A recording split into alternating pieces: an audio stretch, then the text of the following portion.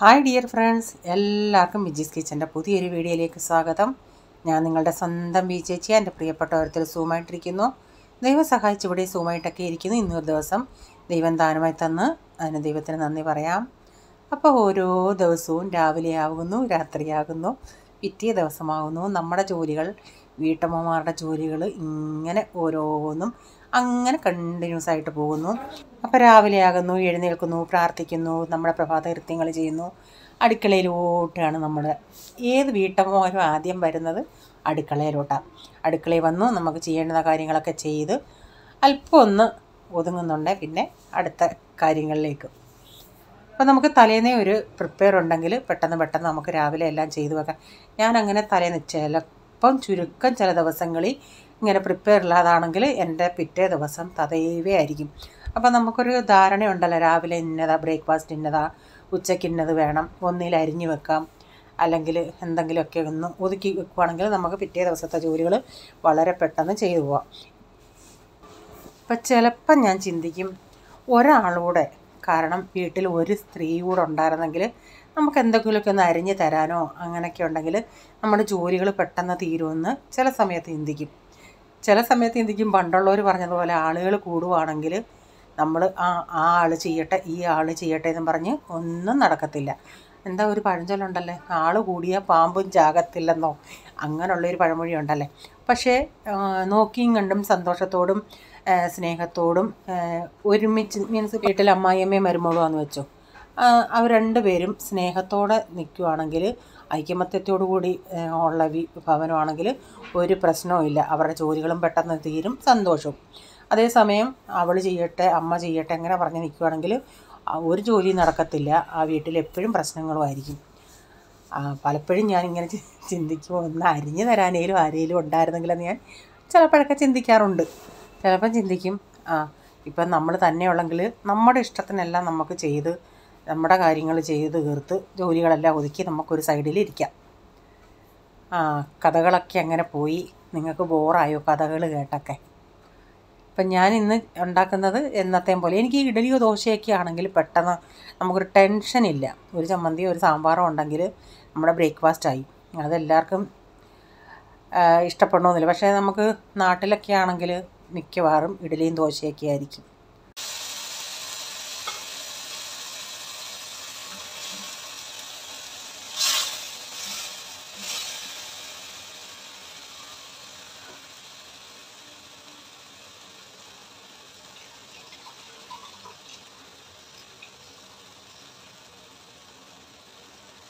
ഞാൻ ഇന്ന് ചുമന്ന ചമ്മന്തി ഉണ്ടാക്കുന്നത് കേട്ടോ. ഞാൻ എപ്പോഴും ഇതിൻ്റെ അകത്ത് പൊട്ടുകടല ചേർക്കാറുണ്ട്, അതുകൊണ്ടാണ് ഇച്ചിരി കട്ടി കിട്ടുന്നത്. അല്ലെങ്കിൽ എത്ര തേങ്ങ അരച്ചാൽ പറ്റും. ഇവിടെ ഇച്ചിരി ചമ്മന്തി കൂടുതൽ വേണം കഴിക്കാനായിട്ട്. ഇപ്പം ചായയൊക്കെ റെഡിയായി. അതൊരു ട്രിപ്പ് ഞാൻ ഇഡലിയും വെച്ചു, ചമ്മന്തിയായി. ഇനിയിപ്പോൾ ചായ ഒഴിക്കട്ടെ. ചായ ഇച്ചിരി നേരം ആയിട്ട്.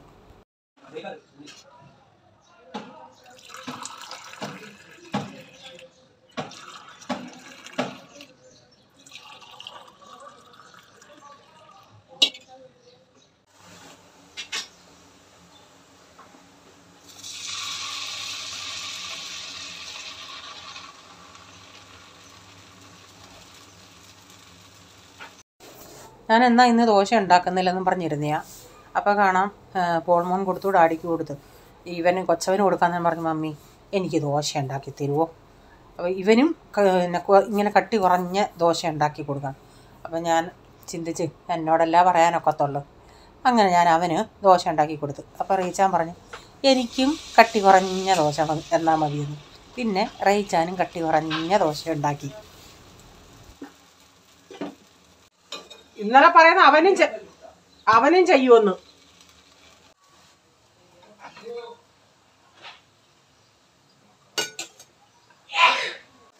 ഇച്ചിരി ഒന്ന് ഒതുങ്ങിയിട്ടാണ് ഞാൻ ഇച്ചിരി ഒതുങ്ങിയത് പൂളിന് കൊടുത്ത് ഡാഡിക്ക് കൊടുത്ത് റീച്ചാനെടുത്ത് വെച്ചേക്കുന്നു. ഞാനിപ്പോൾ എളുപ്പം പോവും. എന്നിട്ട് ചായ എടുത്ത് വെച്ചത് ഇവിടെ കുടിച്ചില്ല.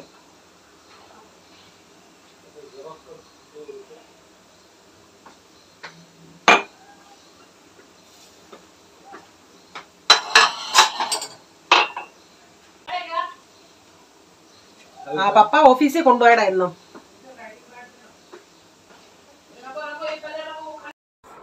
റീച്ചാൻ ഇന്ന് രാവിലെ നേരത്തെ പോകണം, അല്ലെങ്കിൽ ഒരു കുറച്ച് സാവകാശം 12 മണിയായിട്ടൊക്കെ പോയാൽ മതി.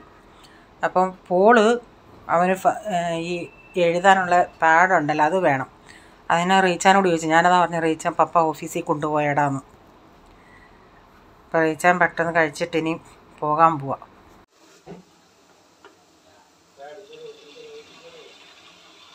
എങ്ങനെയുള്ള വേണ്ടിയേ? എങ്ങനെയുള്ള ആ ഒരു ബ്ലൂ ഉണ്ടായിരുന്നല്ലോ അവിടെ. വൈറ്റ് എന്ത് ചെറുതോ? രാവിലെ ഇവിടെ ഒരു ബഹളമാണ്.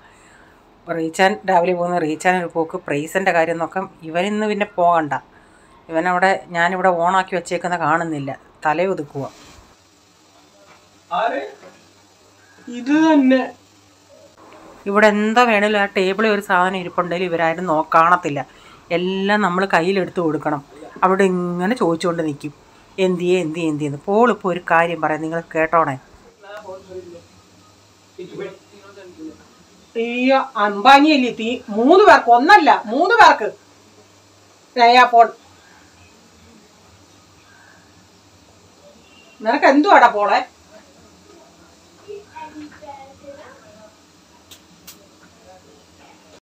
അവൻ പറഞ്ഞെന്തോന്നോ, പപ്പ 3 ഫോൺ പുതിയത് വാങ്ങിക്കാൻ. ഞാനതാ ചോദിച്ചാൽ, അംബാനിയാന്നോടാ 3 ഫോൺ വരും, അതും ഐഫോൺ. നല്ലതാ അത്. അവന് ജങ്ക് ഫുഡൊക്കെ അവന് ഇഷ്ടപ്പെടത്തുള്ളൂ, ഇതൊന്നും അവന് ഇഷ്ടപ്പെടത്തില്ല.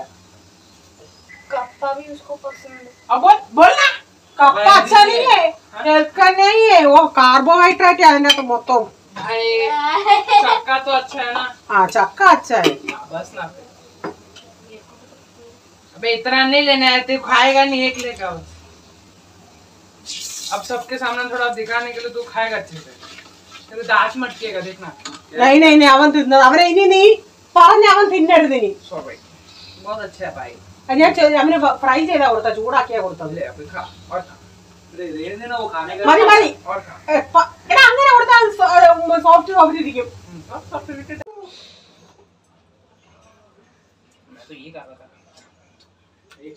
ब्यूटीफुल.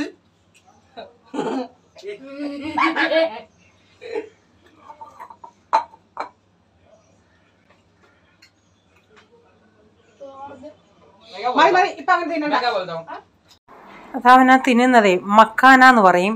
എനിക്ക് തോന്നുന്നു താമര തന്നാന്ന് തോന്നുന്നു മലയാളത്തിൽ പറയുന്നത്. നല്ല ഇതിൻ്റെ അകത്ത് പൊട്ടാഷ്യം, കാൽഷ്യം, മഗ്നീഷ്യം അങ്ങനെ ഒത്തിരി ബെനിഫിറ്റ് ഉള്ളതാണ് ഇത്. കുട്ടികൾക്കൊക്കെ ഇത് പൊടിച്ച് കൊടുക്കുന്നത് നല്ലതാണെന്നാണ് എൻ്റെ അറിവ്. അതിങ്ങനെ വറുത്ത് തിന്നാനും നല്ല, അങ്ങനെ ഡയറക്റ്റ് അങ്ങനെ കഴിക്കുന്നെങ്കിൽ അതും നല്ലതാണ്.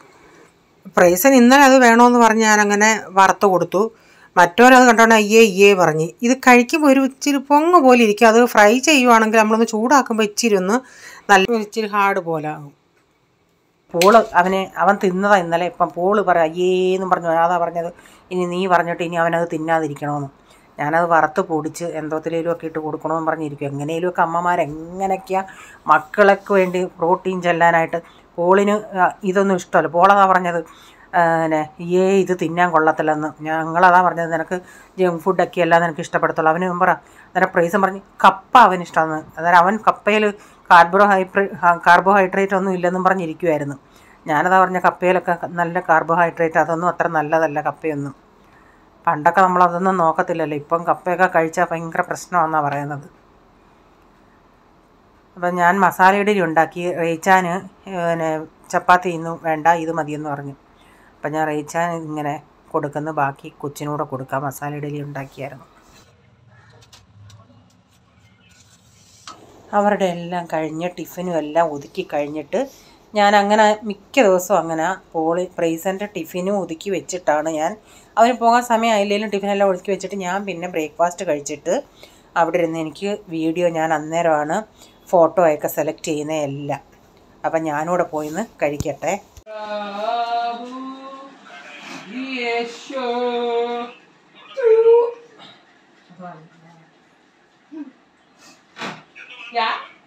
कम मिल जाएगा मेरे को, दिख रहा है मेरे को, आप लोग देख रहे हो उधर.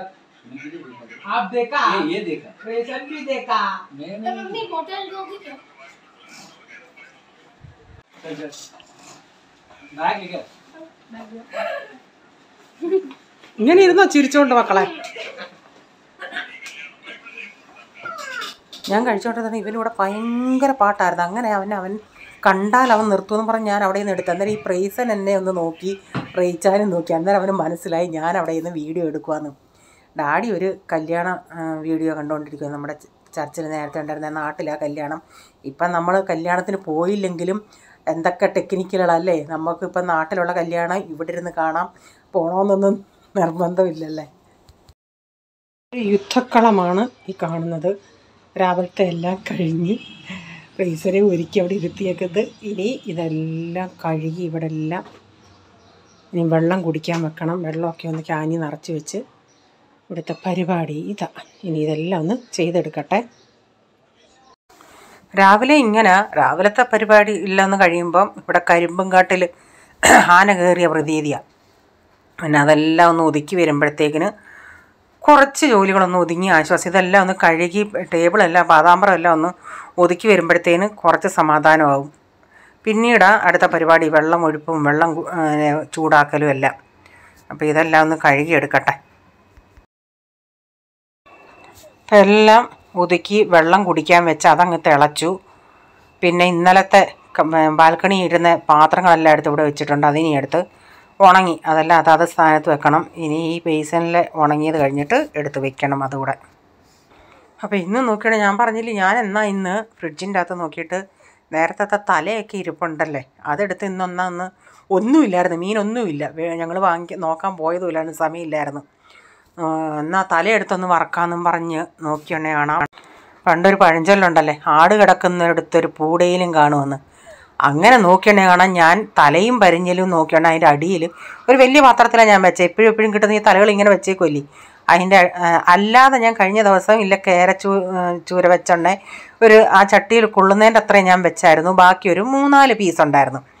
അപ്പം ഞാൻ നോക്കിയുണ്ടേ ഈ തലയുടെ അടിയിൽ നേരത്തെ എടുത്ത ചൂരയുടെ അന്നും ഇതുപോലെ ചട്ടിയിൽ തികയാഞ്ഞ് 2 വലിയ ഒരു 3-4 പീസോളം ഉണ്ടാക്കുന്ന മുഴുവനുള്ള 2 പീസ് ഇരിപ്പുണ്ടായിരുന്നു. അങ്ങനെ അതെല്ലാം കൂടി ഇന്നെടുത്ത് ഇങ്ങനെ ഒരു കറി ഉണ്ടാക്കാനായിട്ട് കിട്ടി. കേരയുണ്ട് അല്ലാത്തതുകൊണ്ട്. അങ്ങനെ ഇന്ന് ഇതും കൊണ്ടങ്ങ് നിൽക്കാമെന്ന് വെച്ച്. അപ്പോൾ അതൊന്ന് അടുപ്പത്ത് വെച്ചിട്ടുണ്ടേ. തല പിന്നെ ഞാനങ്ങ് മാറ്റി വെച്ച്. തല പിന്നെ ഇനി എടുത്ത് വറക്കാമെന്ന് വെച്ചു. മത്തിയുടെ തലയുണ്ട്, അയലയുടെ തലയുണ്ട്, ഒരിച്ചിരി പരിഞ്ഞിലും ഇരിപ്പുണ്ട്, ചൂരയുടെ പരിഞ്ഞിൽ. അതൊക്കെ ഇനി പിന്നെടുക്കാം. കുറച്ച് സാധനം വാങ്ങിച്ച് ഈന്തപ്പഴം അച്ചാറിടാൻ വേണമായിരുന്നു. കുറച്ചിരിപ്പുണ്ട്, കുറച്ചുകൂടെ വേണമായിരുന്നു. നാരങ്ങ ഈന്തപ്പഴം കൂടെ. വെളുത്തുള്ളി, ബിരിയാണി റൈസ് കിലോ 130, 2 കിലോ വാങ്ങിച്ച്. ഇത് 90 രൂപ 1/4 കിലോ. ഇത് ബില്ലെന്തി.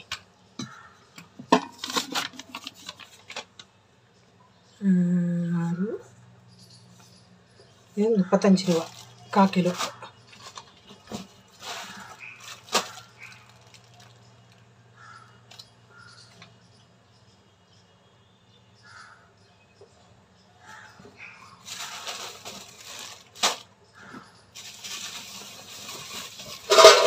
ഉരുളൻകിഴങ്ങും സവാളയും. സവാള 80 രൂപ. തേങ്ങ വാങ്ങിച്ചാലും തേങ്ങ 40 രൂപ കുഞ്ഞത്. പക്ഷേ ആ മലയാളിക്കട 50 രൂപ ഇതിനേക്ക് വെച്ച് വലിയതായിരുന്നു. അതൊക്കെ വാങ്ങിക്കേണ്ടതായിരുന്നു.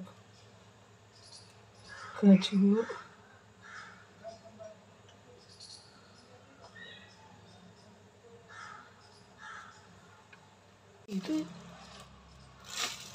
110 രൂപ 1/2 കിലോ. ഇത് 50 രൂപ 1/2 കിലോ. ഇത് ഇത്രയും വിലയുണ്ടോ?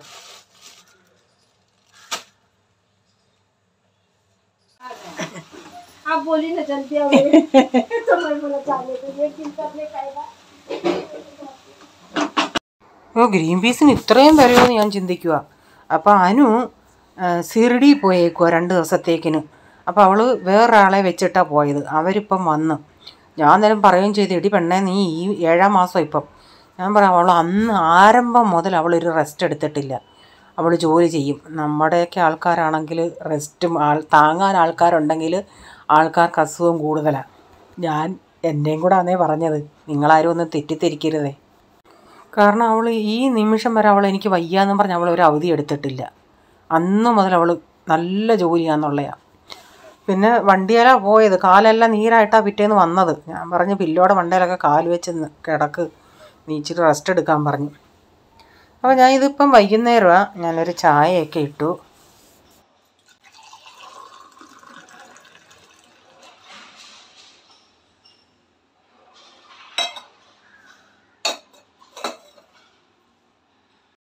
അപ്പോൾ പോൾമോന് 3 മണിയായിട്ട് കോളേജിൽ പോയാൽ മതിയായിരുന്നു. പ്രാക്ടിക്കലായിരുന്നു. അപ്പോൾ അവൻ കൊച്ചവനെ വിളിച്ചുകൊണ്ട് വരാൻ 6 മണിക്ക് അവന് പിന്നെ ക്ലാസ് ഉണ്ട്. അപ്പം കൊച്ചവൻ വന്ന ഉടനെ പിന്നെ ഉച്ചയ്ക്ക് അവൻ ഈ നാസ്ത ടൈപ്പായിട്ടാണ് നല്ല കൊണ്ടുവന്നത്. വരുമ്പോൾ ഒന്നി അവന് ചോറ് കൊടുക്കും, അല്ലെങ്കിൽ ചപ്പാത്തി അങ്ങനെ. അപ്പോൾ ഇവൻ വേണ്ടി പോൾമോന് വേണ്ടി ഒരു സാൻഡ്വിച്ച് ഇങ്ങനെ ഉണ്ടാക്കി കൊടുക്കാമെന്ന് വെച്ച്, ബ്രെഡിൻ്റെ അകത്ത് ഇങ്ങനെ വെച്ച്. അപ്പോൾ അവൻ അവിടുന്ന് ഫോൺ ചെയ്ത്, മമ്മി ഞാൻ ആദ്യം പറഞ്ഞ 6 മണി കഴിഞ്ഞിട്ടേ വരത്തുള്ളൂ. അപ്പോൾ ഞാൻ പറഞ്ഞു, നീ വന്നില്ല എങ്കിൽ നീ എനിക്ക് ഫോൺ ചെയ്യണം, കൊച്ചിനെ വിളിക്കാൻ ഞാൻ പാന്ന് പറഞ്ഞു. വരുവാണ്. അപ്പോൾ ഒരു 5:30 ആയതിനെ വിളിച്ച്, മമ്മി ഞാൻ ഇവിടെ എത്തിയിട്ടുണ്ട്, പിന്നെ എന്തായാലും എനിക്ക് പോകണ്ടല്ലോ. അപ്പോൾ അവൻ വരുമ്പോഴത്തേക്കിന് അവൻ ഉണ്ടാക്കി വയ്ക്കാം.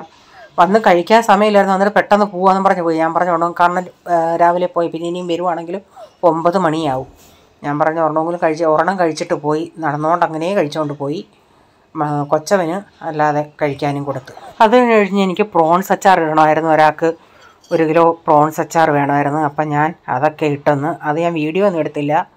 അപ്പോൾ അതൊക്കെ ഇപ്പോൾ സെറ്റായി. ഇനിയിപ്പോൾ അത് രാവിലെ ഉടനെ അയക്കണം.